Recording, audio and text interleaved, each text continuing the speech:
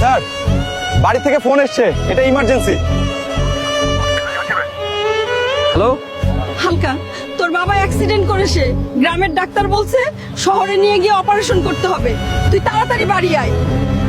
Sir আমার 1 সপ্তাহ ছুটি লাগবে, আমার বাবার অপারেশন করতে হবে। 1 সপ্তাহ কেন, 1 মাস ছুটি দিলাম বাবার চিকিৎসা করাও, কারণ বাবা মাই হলো পৃথিবীর সবচেয়ে বড় থিলি। বাবা চিন্তা করো না, তোমার ছেলে এসে গেছে, সব ঠিক হয়ে যাবে। স্যার, খবর এসেছে বর্ডারে শত্রুরা আক্রমণ করেছে, এখনই যেতে হবে। কি বলো, চলো। তোর বাবা হসপিটালে পড়ে আছে আর তুই এখন চলে যাবি। মা, তুমিই তো শিখিয়েছো সবার আগে দেশ। আমি গেলাম মা। হালকা, তুমি আমাদের রেজিমেন্টের গর্ব। আজ যদি তুমি হেরে যাও, পুরো দেশ শত্রুদের কাছে হেরে যাবে। ঠিক আছে স্যার, শত্রুদের আজ নিরবংশ করে দিব। শত্রুর সব গাছের বীজ এবার চূর্ণ করব। সামনে চলো।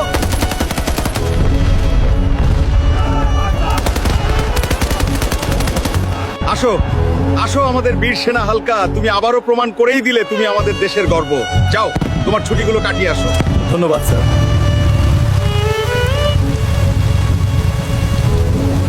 বাবা, আমরা শত্রুকে হারিয়ে এসেছি, আমাদের জয় হয়েছে বাবা। আমার সোনার ছেলে, এভাবেই দেশকে রক্ষা করিস বাবা।